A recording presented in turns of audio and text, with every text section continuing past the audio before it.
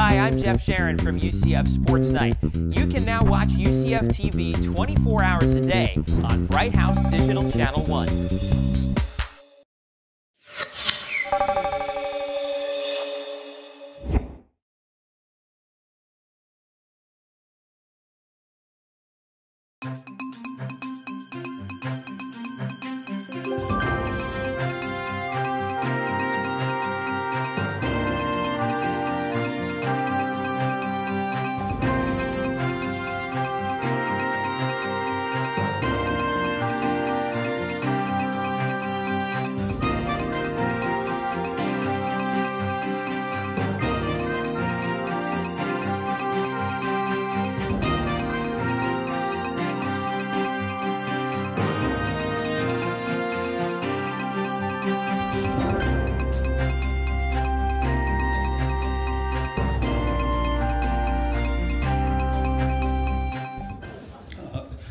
Our nation has certainly faced many trying times throughout its history, but it seems to me that there has been no time that I'm aware of where we faced so many different, very serious challenges as we confront today. Our nation's leaders are very heavily focused today on the challenges of the near-term fixes to our economy. Which is indeed appropriate given the seriousness of that.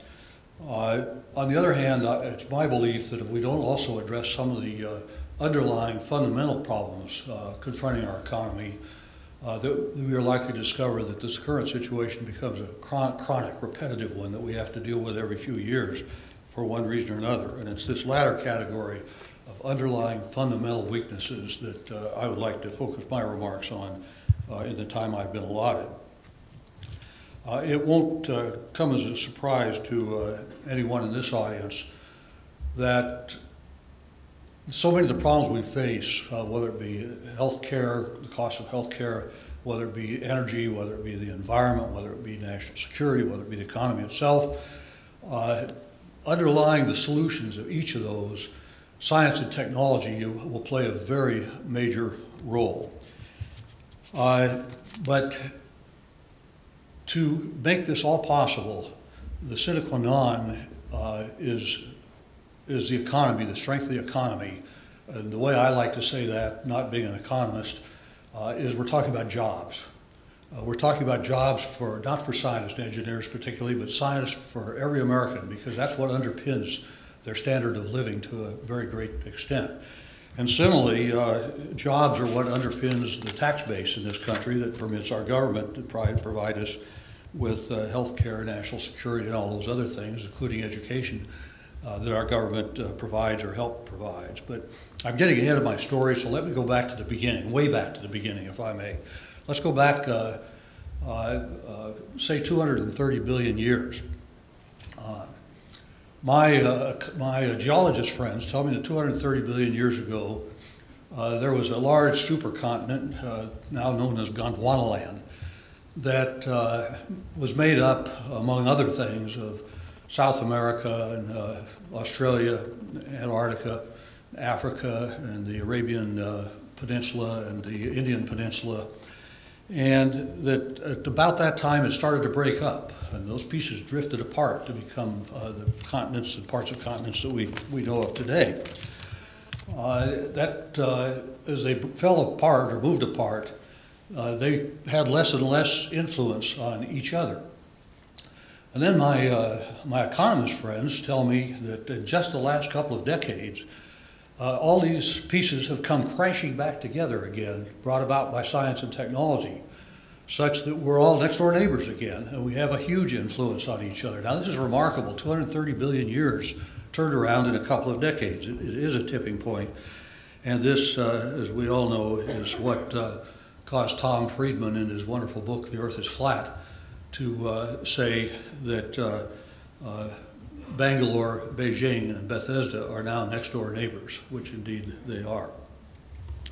So we have a situation where a single trader in Singapore can bring down one of England's most venerable banks through his actions, or where a problem with the economy in Southeast Asia caused the U.S. stock market to seriously decline, or where the Shanghai surprise undermined the value of U.S. securities, or where the devaluation of the Russian ruble brought about the demise of the best-known hedge fund in America. And as we've seen more recently, where America's subprime misdeeds brought about a serious collapse in the economy throughout the world.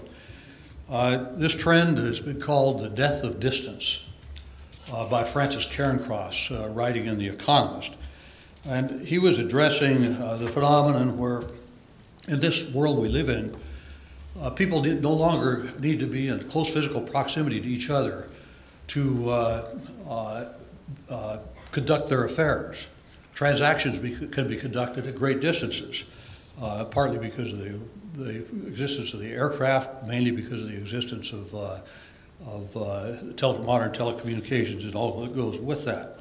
There are a lot of real-world examples of the death of distance already that we're familiar with that we maybe take for granted. Today, if a consumer places a telephone call to a customer service desk to resolve a problem with your computer or with maybe your golf reservation or whatever, there's a good chance you'll speak with somebody in Jamaica or Bangalore or some such place. There's an office building right near the White House where there's a firm has its offices, and if you go into their lobby and have an appointment, you're greeted by a very pleasant receptionist who handles your appointment and gets you through their security and so on. But she's not actually sitting at a desk there. She's on a flat screen display. She's in Pakistan, but is handling the affairs in the office there in Washington.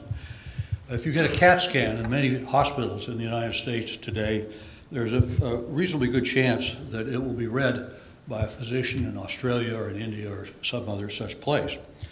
And a patient in Strasbourg, France, not long ago had his gallbladder removed by a surgeon who was physically located in New York City at the time using a remote-controlled robot. As an engineer, I sure hope there was a backup surgeon in the room, but I am an engineer. I'm one of those people who designed your computer so that when you want to turn it off, you click on Start. In fact, a consequence of all this is that candidates all around the globe are to be found for jobs here in America, or jobs wherever they may be. And we no longer compete with the person down the street for a job, we compete with people, the best qualified folks in the world. Clyde Prestowitz, the author, pointed out that with the restructuring of many of the Earth's political systems at about 1990, that 3 billion new would-be capitalists entered the world's job market. Many of them are very competent, most are very energetic. Initially, most Americans thought that was problems for other people, assembly workers perhaps, but not for them.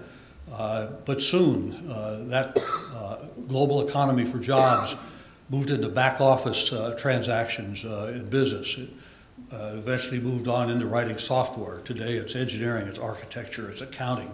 Chances are your income tax was not prepared entirely in this country. So far fewer jobs today are safe than would have been the case some years ago. And it's not that it's a very good thing that others are prospering throughout the world, but one of our goals has to be assured that we prosper along with the world and continue to prosper. The question that was recently asked by a bipartisan group of the House and Senate of the National Academies related to this issue that's been of great concern initially on Main Street and finally on Pennsylvania Avenue. And that concern is how are Americans going to compete for jobs in the future in this new kind of marketplace? And if you think back in the 16th century, the people in Spain probably took for granted that they would always be leaders. In the 17th century in France, or the 19th century in Great Britain, the 20th century was basically the U.S. as a leader. Warren Buffett says that in the 21st century it will be China. But it's particularly dangerous to assume continued leadership, particularly in something that changes as fast as science and technology. Now, the impact that this flat Earth is having on our economy, the world's economy, is profound. Let me talk about some of the impacts in the U.S. Today, about 60% of the patents that are filed with the United States Patent Office in the very expanding field of information technology now originate in Asia. And 77% of the new R&D facilities that are planned to be built in the next 3 years by major corporations throughout the world will be built in either China or in India. The year the Gathering Storm study was conducted, U.S. chemical companies announced the closing of 70 facilities, major facilities. The following year, they announced closing 40 more. During that same period of time, there were 120 new plants announced to be built around the world, each costing over $1 billion. Of those 120 new plants, 50 will be built in China, 1 will be built in the United States. Even prior to the current crisis that the big three, so-called big three automakers are facing, they had announced the closing of 26 U.S. plants. They were announced opening 1 brand new modern plant, and that will be in Mexico if it goes ahead. The design that Ford is currently counting on to save it was created in Europe.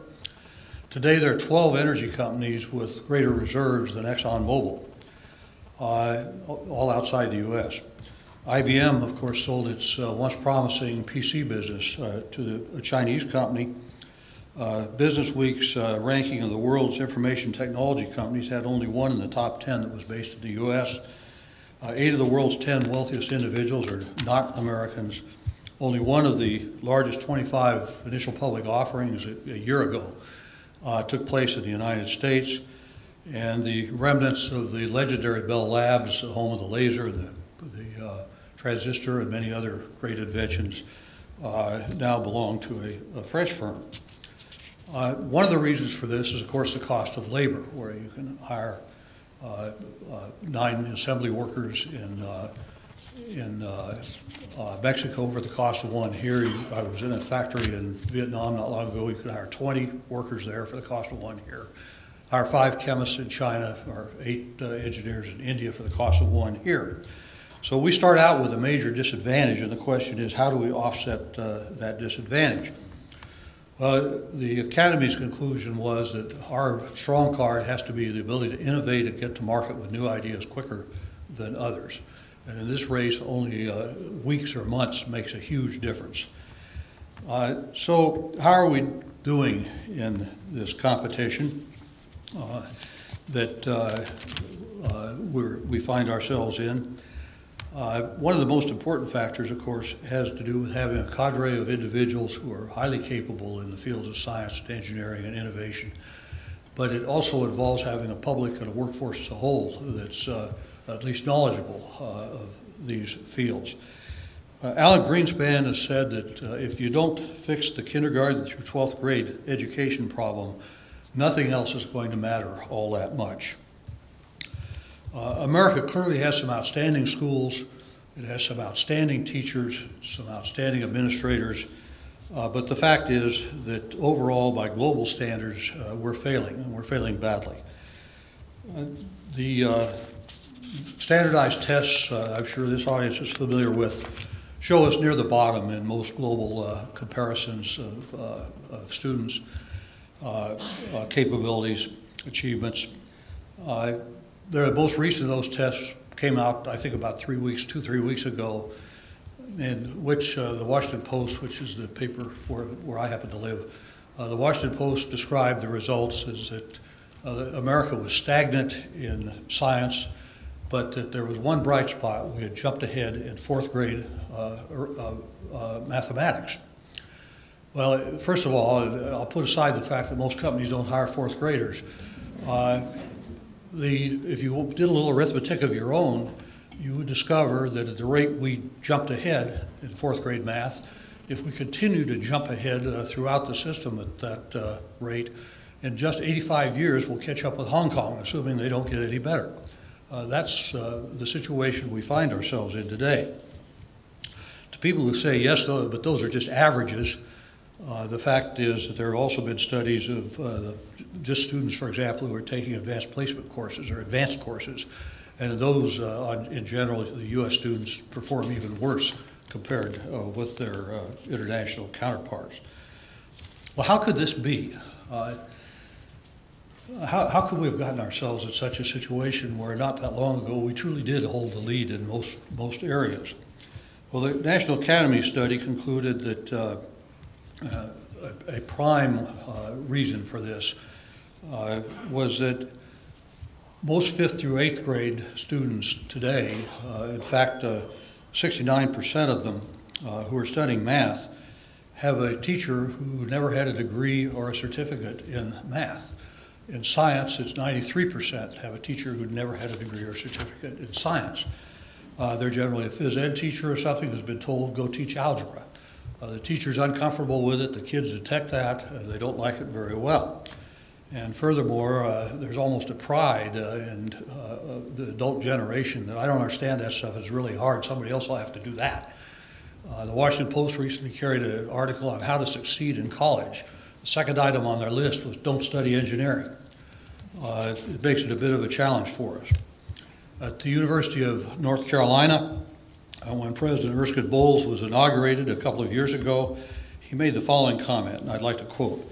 Think about this. In the past 4 years, our 15 schools of education at the University of North Carolina turned out a grand total of 3 physics teachers, 3. And we're going to compete with those guys in Asia? Come on, not that way. And I could add, or I should add, that certainly North Carolina is not alone in that regard. My state of Maryland is right in the pack. There are, of course, a plethora of reasons why people don't go into teaching and why about half the people who do go in leave within 5 years. I'm speaking of K through 12 teaching. They include everything from demanding work to lack of discipline in the classroom to lack of prestige that they deserve, and certainly in part to inadequate pay. And I think the latter tells us a great deal about the priority that we assign to the people who are responsible for our future generation, its greatest asset, namely our children. U.S. News and World Report in this regard has observed that a public high school teacher in the United States has to work 43 hours to earn $1,000. A corporate CEO on average could do that in 2 hours and 55 minutes. Kobe Bryant takes 5 minutes and 30 seconds. And Howard Stern in his chosen field takes 24 seconds. Today, as I said, about half the teachers abandon the classroom, but the problem is that about 1/3 of the students also abandon the classroom before they get their high school diploma.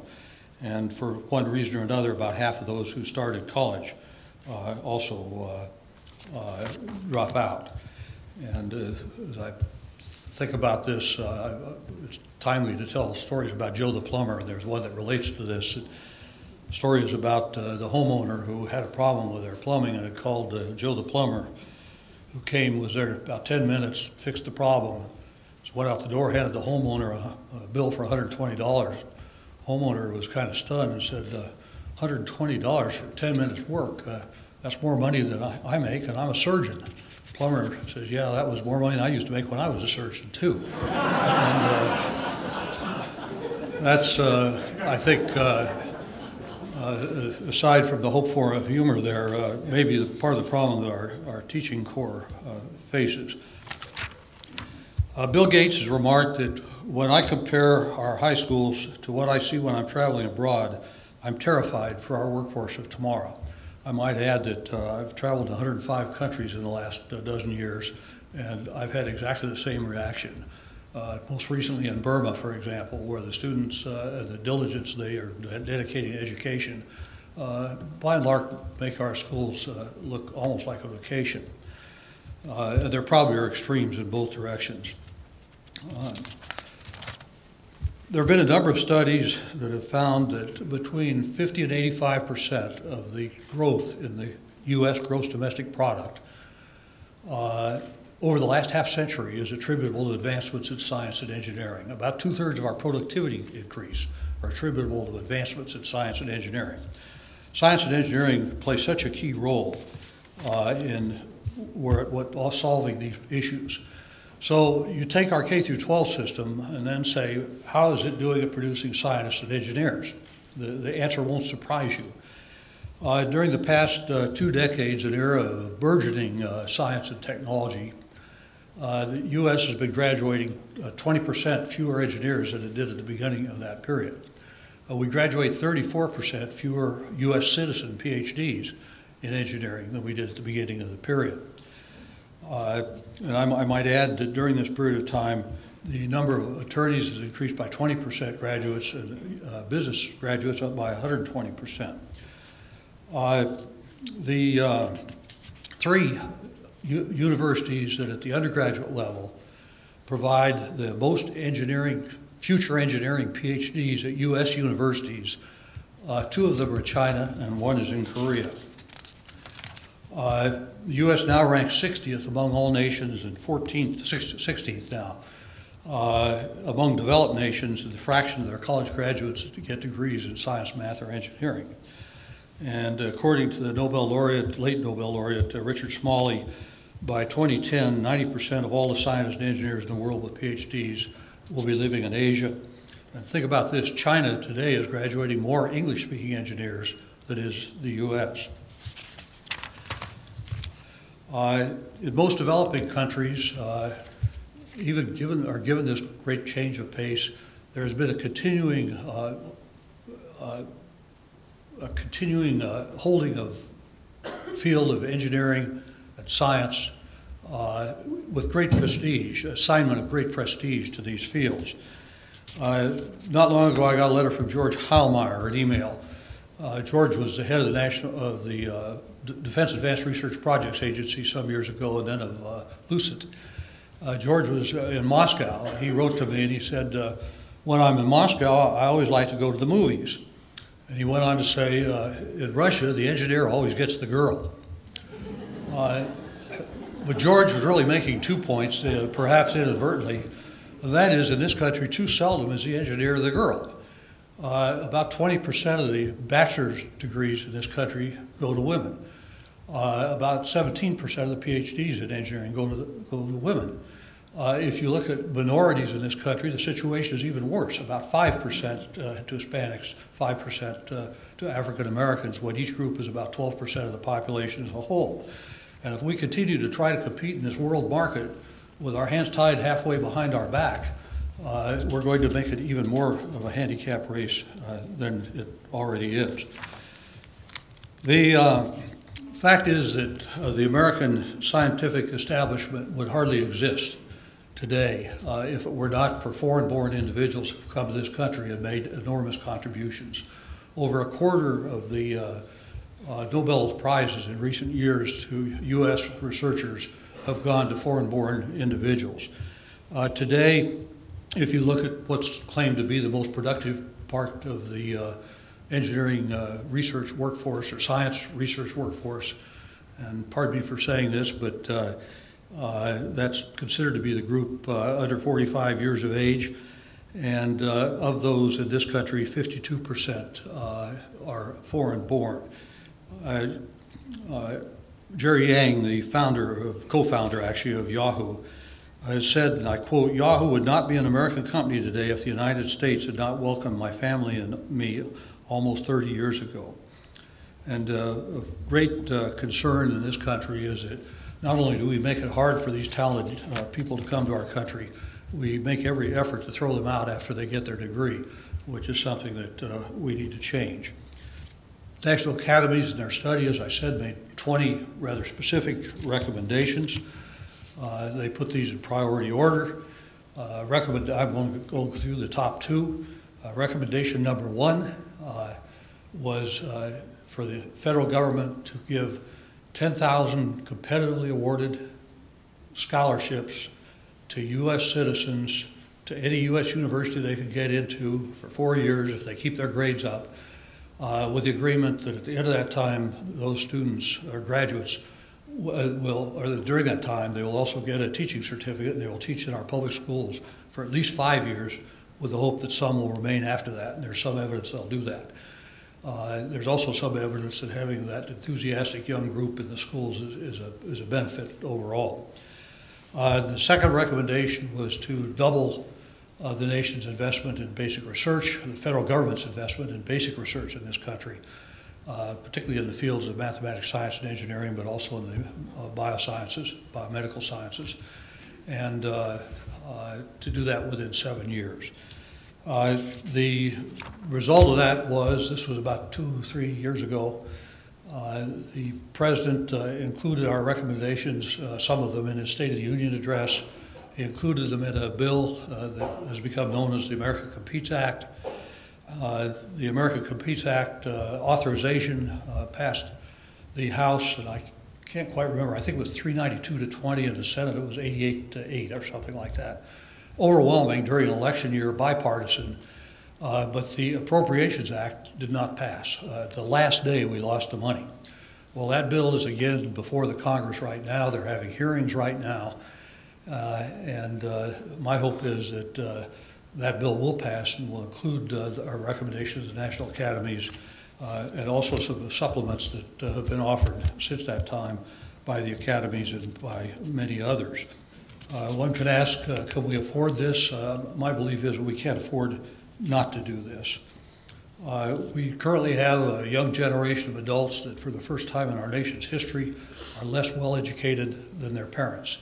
The path we're now on, in the opinion of the National Academies study group, was that we're going to produce a generation of our current youth who will have a lower standard of living than their parents, sustained standard of living for the first time in our nation's history. And so I'm going to close with one of my favorite quotations, which comes from Winston Churchill, who once said that you can always count on the Americans to do the right thing after they've tried everything else. It's my fervent hope that in this case we're going to get it right this time. And thank you so much for your attention, but particularly for your interest and concern about these key topics. Thank you.